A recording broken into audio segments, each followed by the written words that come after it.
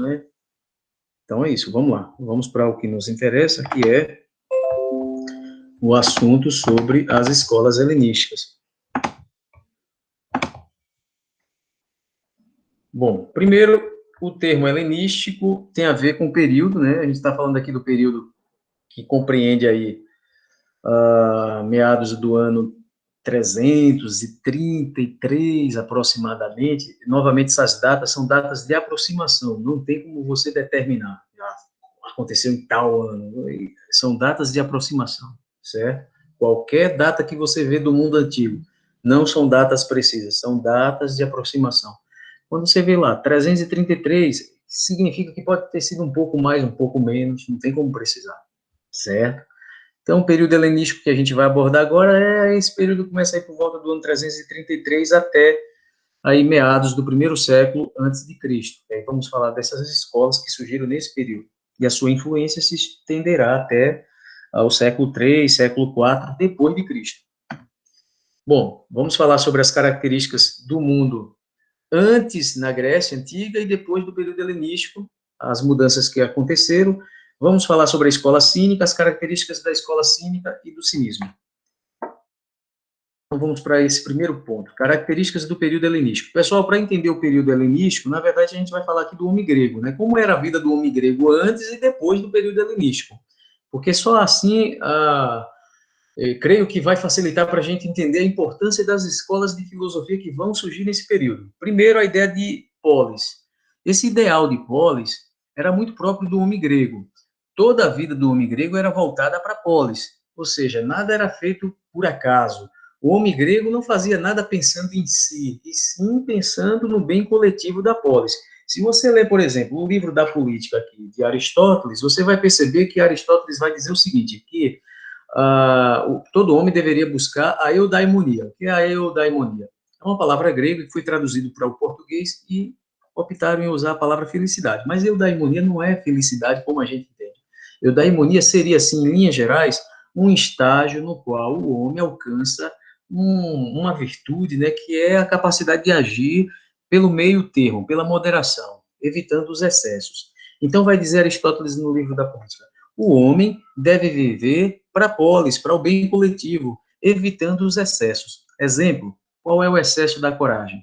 O homem que não tem muita coragem, ele descamba na covardia. A covardia seria a falta da coragem, seria o excesso da falta de coragem. Por outro lado, o homem que tem muita coragem, coragem excessiva, ele descamba na imprudência. Então, nem a covardia nem a imprudência é interessante. A melhor alternativa é o meio termo, no caso, a coragem, sem os excessos, sem a covardia e sem a imprudência. Então, o homem grego fazia tudo pensando na polis, no coletivo. Se você lê o livro Ética, Nicômaco, que é uma obra de Aristóteles sobre ética, Aristóteles também vai falar que a ética ela é voltada para a polis, para o bem coletivo. Então, assim, o bom cidadão, partindo aí da concepção de política da Grécia Antiga, é o sujeito que cumpre a sua tarefa para a polis.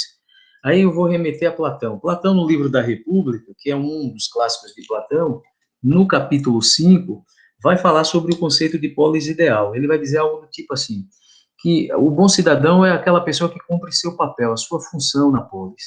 Vamos pensar hipoteticamente.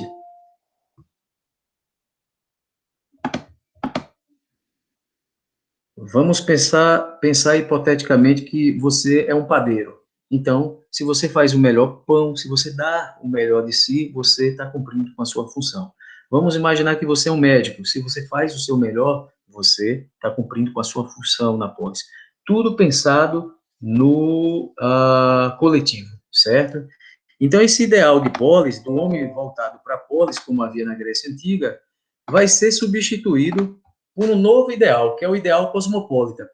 O que aconteceu aqui? Quando a Macedônia assumiu ali aquela região da Grécia, passou a dominar os gregos, o homem grego ficou desnorteado, ele perdeu o norte. O norte da vida do homem grego era a vida na polis. Só que a polis agora é só mais uma em meio a todas as outras áreas, ou todas as outras regiões conquistadas pelos macedônios. Só para lembrar, o Império da Macedônia se estende até o norte da África e também até a Índia. Então, a Grécia é só mais uma é só mais um povo, né? Os gregos foram só mais um povo conquistado, entre outros. Então, o que vai acontecer aqui é uma transição do ideal de polis para o ideal cosmopolita. Cosmopolita tem a ver com a ideia de que de multidão, de mistura de etnias, de crenças, de valores, de culturas, né? Então, no período helenístico ocorre o que a gente chama de fusão cultural, uma mistura da cultura do homem grego com a cultura dos povos conquistados por Alexandre o Grande. Vai desaparecer também a ideia do homem citadino. O que é o homem citadino? É a mesma coisa, é o homem voltado para a polis. Tudo que o homem grego fazia era pensando na polis, na cidade. Era um prazer para o homem grego deixar um legado, fazer alguma coisa por sua cidade. Isso vai ser substituído pela ideia de individualidade.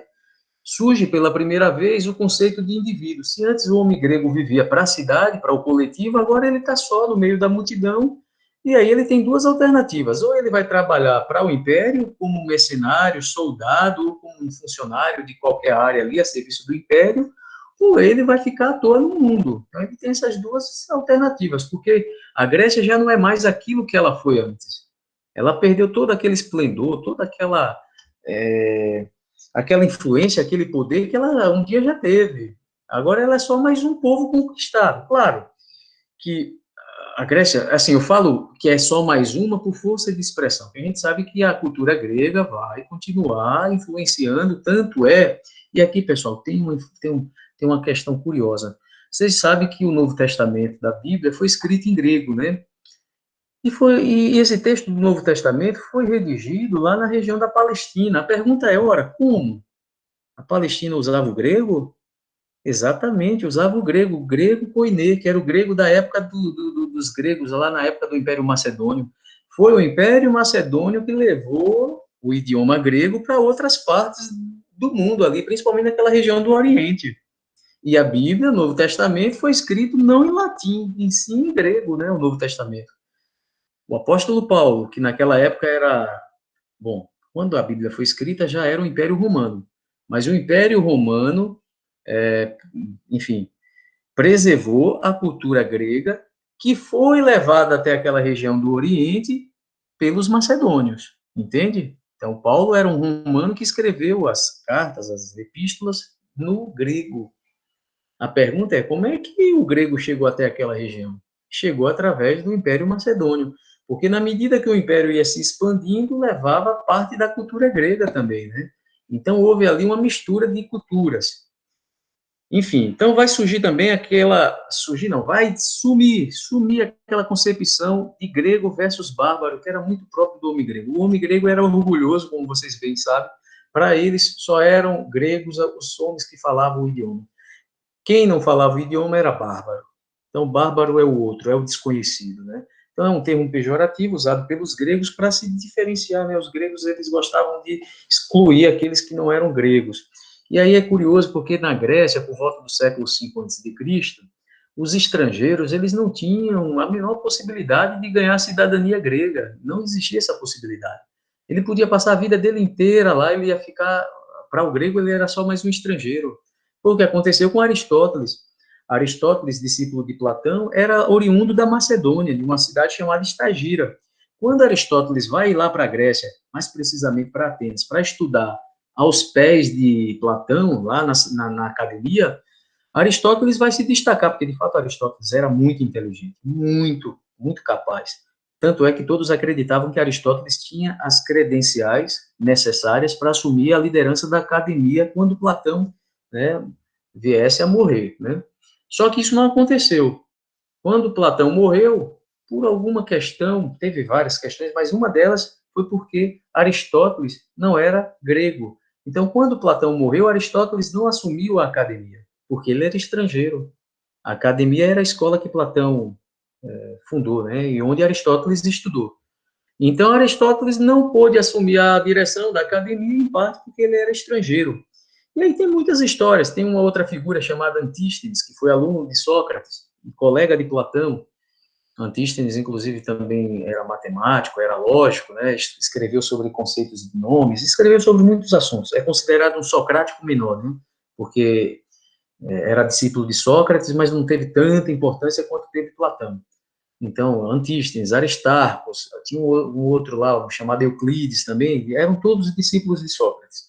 E esse Antístenes, Diógenes, nesse livro aqui, fala que Antístenes era ridicularizado na Grécia, porque Antístenes era filho de um grego com uma mulher da Trácia, de outra região, né? Então, por essa razão, os gregos não consideravam Antístenes grego puro, legítimo, se é que existe isso de grego puro, né? Até porque os gregos foram resultados de uma mistura dos jônios, os aeólios e os dórios, ou seja, e os cretenses, era uma mistura de vários povos. Aliás, essa história de pureza étnica não existe, né, gente? Isso é uma bobagem, é uma construção social que não existe, não existe nenhum povo puro, tudo é misturado, né? E aí o que aconteceu foi que Antístenes era visto como um estrangeiro, porque o grego só considerava grego aquele que nascia de pai e mãe grego. Não adiantava, é filho de um homem grego com uma mulher estrangeira. Não é grego. É filho de uma mulher grega com um estrangeiro. Não é considerado grego. Só é grego, ou só era grego, quem era filho de pai e mãe grego. Então, enfim, esse orgulho grego vai desaparecer porque vai surgir agora uma nova concepção de igualitarismo universal implantado pelo Império da Macedônia. Acaba aquela história da Grécia ser o centro e agora todo mundo ali é igual perante o Império. Todos estão a serviço do Império. Então, assim, Império é mais ou menos isso, é um país invadindo o outro, né? E no caso do Império da Macedônia, era um império fora do normal, né? Porque foi um dos maiores da história. Alexandre conseguiu, em pouco tempo, levar todo aquele poder da Macedônia até o norte da África, onde hoje é o Egito, e até parte da Índia, né? Bom, voltando aqui ao assunto. Vai desaparecer o conceito de cidadão, vai surgir o conceito de súdito, o grego deixa de ser um cidadão, o cidadão, lembra lá que eu comentei, para o homem grego, o cidadão é o que serve a polis. Vai surgir agora o súdito, ele ali está a serviço do império. Acabou aquela coisa de viver para a Grécia. Vai sumir o administrador da coisa pública, que é o homem grego que vivia para a polis, para surgir a figura do soldado, do mercenário, do funcionário. Então, o grego vai ter que se encaixar em alguma coisa, em uma dessas alternativas, do contrário, ele vai ficar a ver navios.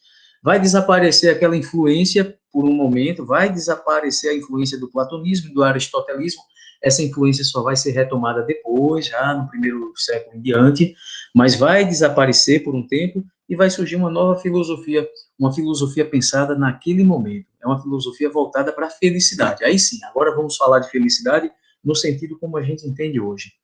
Os filósofos helenísticos que surgiram nesse período, eles estão preocupados com uma coisa: como encontrar a felicidade em um período, em um momento caótico, que era um momento ali dos gregos. Os gregos enxergavam tudo aquilo ali como um caos. E é interessante, pessoal, perceber o seguinte, que a forma como a pessoa enxerga a vida, ou o momento no qual está atravessando, vai depender da situação. Para o macedônio, aquilo dali era normal, era só mais um lugar, mais um povo conquistado. Já para o grego, aquilo dali era sinônimo de quê? De derrota, sinônimo de, enfim, de caos. Porque para o grego era o povo dominado. Para o macedônio, não. O macedônio é aquele que domina. Então, é interessante perceber isso. Então, os filósofos desse período, que eram gregos, eles não vão mais se ocupar com a filosofia de Platão e de Aristóteles. Eles vão abandonar tudo aquilo e vão agora construir uma filosofia voltada para a felicidade. Como ser feliz? Aí cada um vai apresentar uma tese, uma teoria, e é o que veremos agora. Bom, antes de partir para o próximo ponto, houve também uma transição do centro cultural. Se antes tudo era em Atenas, vale lembrar que Atenas, durante muito tempo, foi o centro da cultura, atraía jovens de várias partes ali. Você vê, por exemplo, que Aristóteles era da Macedônia, quando a Macedônia ainda não era um império, e Aristóteles foi lá para a Grécia, para Atenas, estudar com Platão. Dizem que lá em Atenas havia várias escolas, uma delas era a de Platão, que ficou conhecida como academia, a outra escola era a escola de Isócrates, um professor de retórica que ensinava a arte de falar em público, que atraía também muitos jovens. Então, esse centro cultural aqui vai migrar para Alexandria. Surge, então, um novo centro cultural, Alexandria, que ficava no Egito. E aí, atenção para esse nome Alexandria, atenção para a sua localização geográfica, porque fica na região do norte da África, ou seja, no Egito. No Egito. O nome Alexandria é em homenagem a Alexandre, o imperador. Então, para finalizar essa parte aqui, pessoal, Vou só ler aqui esses dois fragmentos do Giovanni Reale, portanto, uma fonte secundária, que é um livro de história da filosofia, que Giovanni Reale fala o seguinte sobre esse período. Abre aspas. As novas filosofias teorizam essa nova realidade, colocando o Estado e a política entre as coisas neutras, ou seja, moralmente indiferentes ou francamente entre as coisas a evitar. O que Giovanni Reale está falando aqui? Ele está dizendo o seguinte, que as novas filosofias, que são as escolas helenísticas que surgiram nesse período, epicurismo, ceticismo, cinismo, que é a que vamos falar já já, e a estoica, essas filosofias, elas teorizam sobre a nova realidade, que é o momento, que era aquele momento que eles estavam vivendo. Para que mais ficar perdendo tempo com a filosofia de Platão e de Aristóteles? Nós temos outra demanda, o povo quer ser feliz, como tornar a vida mais simples, como tornar a vida menos pesada, né? Porque para o homem grego tudo aquilo dali era um pesadelo, né? Bom, então Giovanni Reale está dizendo o seguinte aqui, que os filósofos abandonaram essa questão de política, até porque não fazia mais sentido falar de política, a Grécia já não era mais nada, a Grécia era dominada pelos macedônios. E aí continua Giovanni Reale. Os filósofos dessa época criaram algo de verdadeiramente grandioso e excepcional. O cinismo, o epicurismo, o estoicismo e o ceticismo propuseram modelos de vida nos quais os homens continuaram a se inspirar.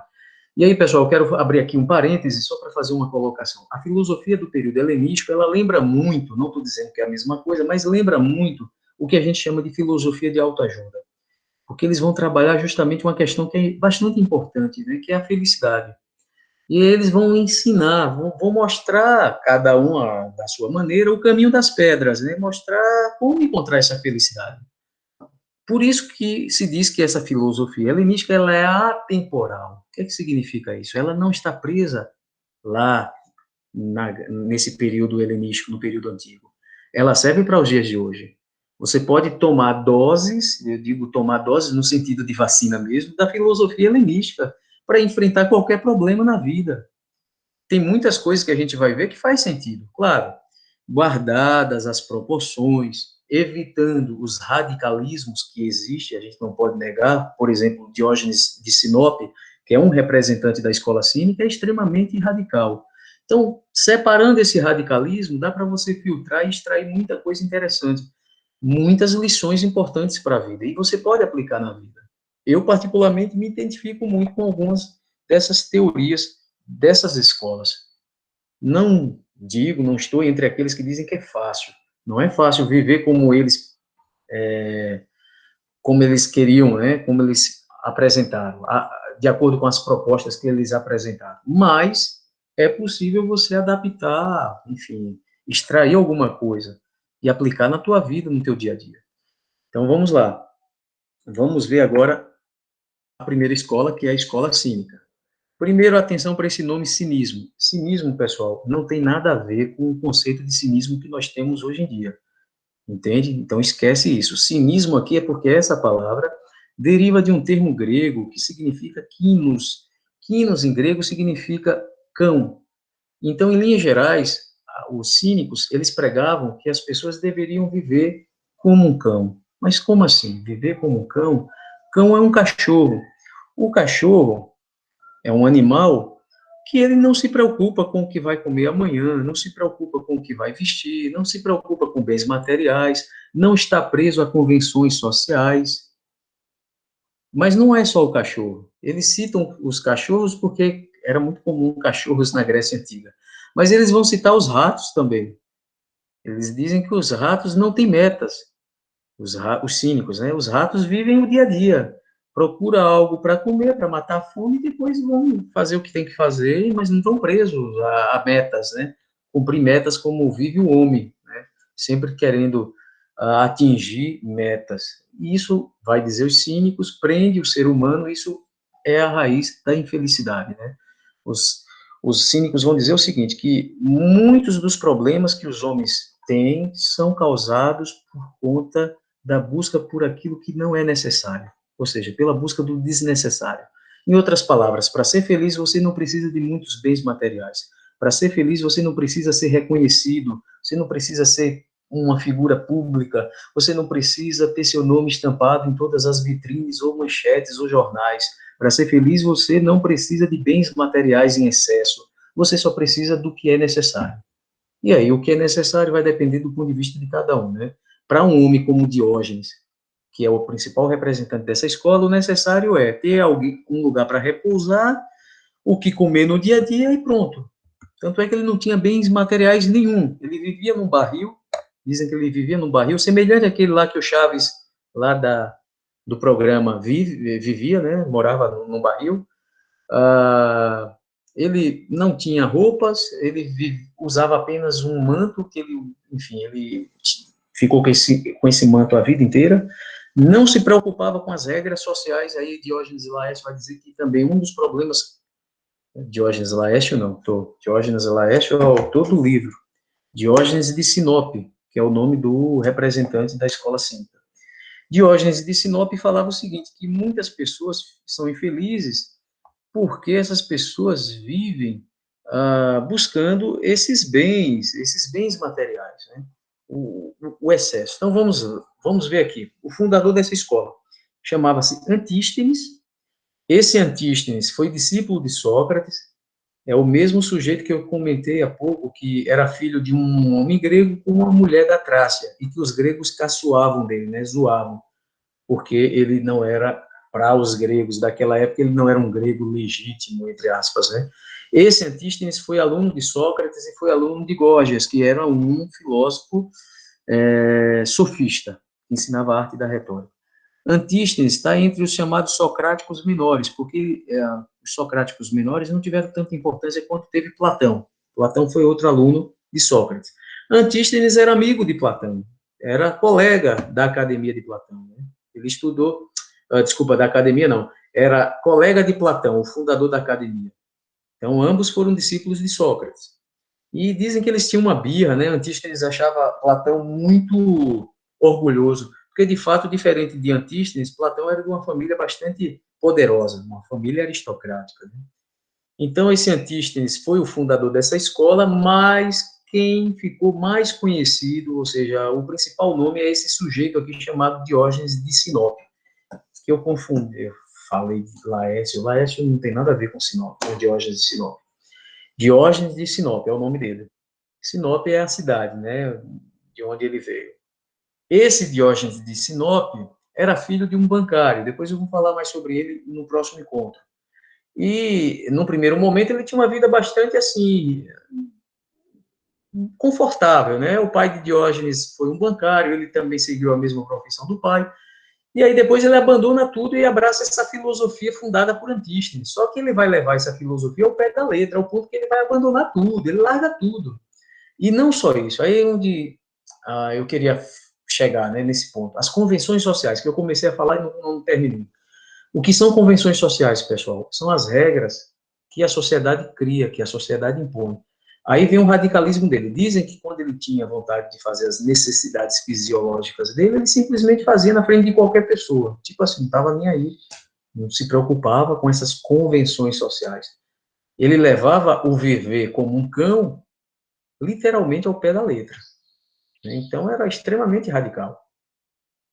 Dizem outras coisas a respeito dele, né? Coisas que não cabe comentar aqui, porque vocês já devem imaginar do que é que se trata, né? Das coisas que ele fazia ao ar livre diante de todo mundo, né? É o que dizem. Então, esse Diógenes de Sinope foi quem levou essa filosofia no seu radicalismo. Bom, a origem do termo cinismo, como já falei, vem do termo quinos, que é viver como um cão, e tem uma outra versão que diz que esse nome, na verdade, deriva do nome de um ginásio que havia ali na Grécia, chamado Sinossages. Sinossages significa cão simples. Como Antístenes gostava de frequentar esse espaço e conversar com várias pessoas, então dizem que o nome cínico vem de cão simples, que é a tradução de Sinossages, que é o nome do ginásio. Não tem como a gente precisar, viu, pessoal? São duas versões. A mais aceita, que o pessoal cita mesmo, os historiadores, é essa aqui, quinos. O termo cinismo vem de quinos, viver como um cão, certo? Bom, Antístenes não era uma pessoa também muito bem vista, não, sabe? Antístenes era meio também problemático, brigava com todo mundo, né? Tinha umas certas rixas com Platão, como já citei, tanto é que dessas escolas é a escola que tem o menor número de discípulos, né? Porque nem todo mundo aguentava esses caras, né? Eles eram muito radicais. E Antístenes, a gente vai ver algumas características mais à frente, vocês vão ver porque que eu estou falando que ele era radical. Bom, quem eram os principais filósofos dessa escola? Antístenes, que foi o fundador, Diógenes de Sinope, que foi o maior representante, que foi o que divulgou mais essa filosofia, um sujeito chamado Mônimos, outro chamado Onesícritus, um outro que ficou também famoso, Crates, esse é bem conhecido, e uma mulher chamada Hipárquia. E aí é curioso, porque naquela época, como vocês sabem, as mulheres elas eram consideradas seres de segunda categoria. O que é que vem a ser isso? Para o grego, uma boa mulher era aquela que podia dar à luz a homens, principalmente crianças, né, do sexo masculino, no caso da luz a filhos, né, que pudesse gerar filhos, de preferência homens. E a mulher que cuidava do lar. Então, esse era o papel da mulher na Grécia Antiga, né? E, fora isso, o homem grego, ele tinha um ideal de mulher, né, de, assim, no lugar de escolher uma mulher necessariamente pela beleza, ele escolhia a mulher pelas suas características, coisas do tipo assim, a mulher que sabe dominar a língua, né? Dominar a língua em que sentido? Manter o silêncio. Para o homem grego, uma boa mulher é aquela mulher que se mantém em silêncio, que não conversa muito. Então você vê que era uma sociedade extremamente patriarcal, né? Patriarcal e, por que não, machista, né? E, bom, e aqui nós deparamos com uma mulher frequentando uma escola de filosofia. Isso é incomum, viu, pessoal? Não era comum naquela época.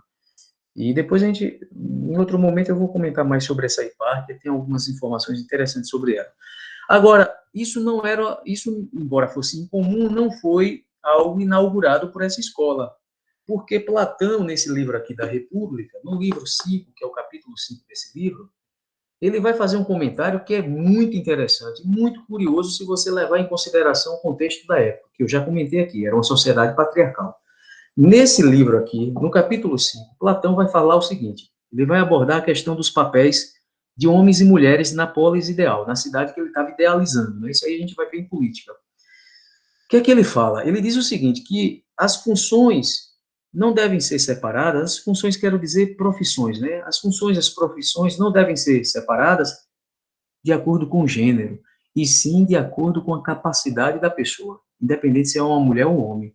Isso no livro da República, um livro aí do século IV antes de Cristo, que é algo novo.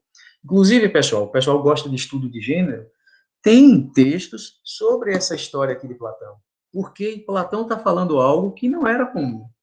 A mulher era só um ser de segunda, considerado de segunda categoria. Isso não era só na Grécia, não. Era entre os hebreus, era em outras culturas também. Isso daquele mundo ali, né? A gente está falando do Oriente e também dali da parte da Europa, onde ficava a Grécia, né? Naquela parte ali. Então, é curioso se você levar em conta o contexto da época, um filósofo falando isso, né? Que as profissões não deveriam ser de acordo com o sexo, e sim de acordo com a capacidade, né? Aí ele cita até as esposas dos guardiões da cidade ideal, ele vai dizer o seguinte, ora, se uma mulher tem capacidade de proteger a cidade, por que não? Por que não ser, então, uma guardiã da cidade, assim como os maridos delas, né? É interessante isso. Bom, pessoal, sobre essa parte, algum comentário, alguma pergunta, dúvidas, comentários? Alguém quer falar alguma coisa? Não? Então vamos lá, Tudo certo. só para esse ponto aqui a gente finaliza para não ficar muito cansativo. Porque é muita informação, é muita coisa, e a gente acaba, enfim, não sei se a gente, se é bom ou se é ruim isso. Vamos lá. Modo de vida do cínico para a gente finalizar. Aqui nós temos um resumo de como era essa filosofia dos cínicos. Vamos ler aqui alguns fragmentos. Quanto mais se eliminam as necessidades supérfluas, mais se é livre. Ou seja, a liberdade não é você possuir muitos bens. A liberdade, na verdade, é você ter menos bens. É isso que os cínicos pregavam. Na filosofia cínica, menos é mais. Para que tanta roupa se você não vai usar tudo? Né? Não tem gente, aí trazendo para a nossa realidade, não tem gente que, sei lá, compra tanta coisa que não vai usar, roupa, sapato, tem pessoas que têm 2, 3 carros, tem pessoas que têm, sei lá, 4, 5 casas. Para um cínico, e aí, por isso que eu disse no início, vamos fazer, né, o filtro. Né? Mas para o cínico, isso é desnecessário. Então, a raiz de todo mal, vai dizer os cínicos, está justamente nas posses, quanto mais coisas você tem, mais preocupado você ficará, mais preso a essas coisas você estará. E faz sentido, né, algumas coisas aí deles. Aí continua, eu falei, né, sobre o cão, que eles observavam a vida do cão, do cachorro, e eles também observavam a vida do rato, eu já comentei sobre isso. O rato é um animal que dita ao cínico o modo de viver, que é um viver sem meta, né, não tem meta, o rato não fica ansioso com o que vai comer amanhã, ele vive o dia a dia. E aí, gente, é curioso porque, assim, tem uns ensinamentos de Jesus que ele fala algo parecido com isso, né? Não ficais ansiosos pelo dia de amanhã, né? Olhai para os lírios, para as aves que não semeiam, enfim, vocês já viram esse texto, né? Eu não lembro exatamente como é, mas é mais ou menos isso. Tipo, Jesus está falando, olha, você que fica preocupado com o dia a dia, olha aí para as aves, elas não se preocupam com o que vão vestir amanhã, com o que vão comer, elas vivem cada dia o seu dia. É curioso, né? Aí vale a pena a gente lembrar, será que a influência dessa escola cínica chegou até mesmo ali naquelas comunidades do Oriente Médio, até a época de Jesus? Bom, é para a gente pensar sobre isso, né?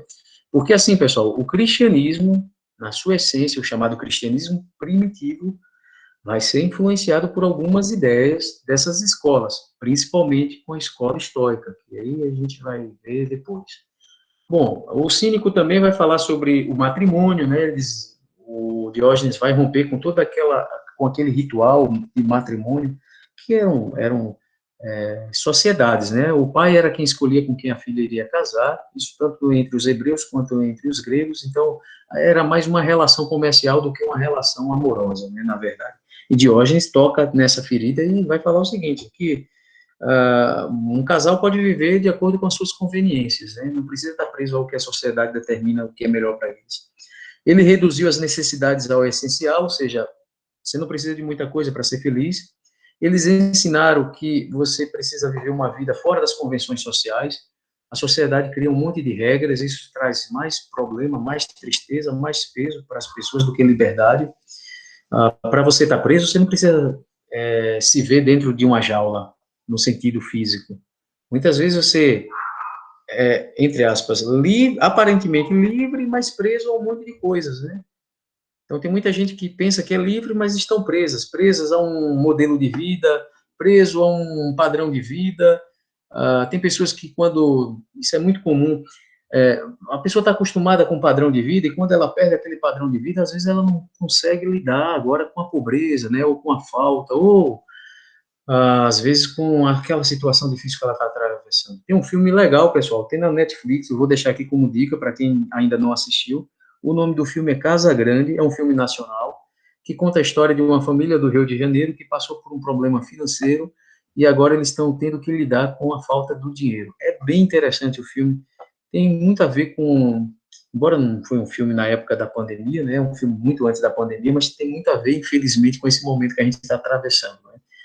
Bom, eu não preciso entrar em detalhes e vocês sabem disso, mas a gente está vendo aí uma situação complicada, essa questão financeira. Infelizmente, muitas famílias faliram, né, perderam seus negócios, então é uma situação de muita tristeza. Então, eu acho que essas filosofias também, elas podem dizer alguma coisa sobre isso, né? Como lidar com esse novo mundo, né? Com essa nova realidade. Então, eles pregavam a inutilidade das matemáticas, da física, da astronomia, ou seja, das ciências, porque tudo isso não fazia o menor sentido naquele momento. Então, quer dizer, no lugar de se ocupar com essas questões, devemos nos ocupar com a felicidade. Como tornar a vida melhor? Como encontrar a felicidade? Resumindo, para o cínico, a felicidade está na vida simples. Você não precisa de muitos bens materiais para ser feliz. Você não precisa estar preso às convenções sociais. Isso é felicidade. Pessoal, algum comentário, alguma pergunta, algum acréscimo? A Morgana disse que já assistiu o filme, foi o filme Casa Grande. Isso, já assisti ele. Aquele filme é legal, né? Eu gostei muito quando vi aquele filme. Quem não assistiu, pessoal, quem tiver acesso à Netflix aí, fica como dica. Eu não sei se ainda está na Netflix, há pouco tempo estava. Tudo muito lamentável. Mas a gente pode aprender alguma coisa com essas escolas aí, né? Então é isso, pessoal. Eu vou deixar vocês. Eu acho que já tá bom, né? Já são 5h40. E a gente se vê então semana que vem, continuando com esse assunto. certo? Então, pessoal, até mais. Tchau, um abraço para todos. A gente se vê, então, semana que vem.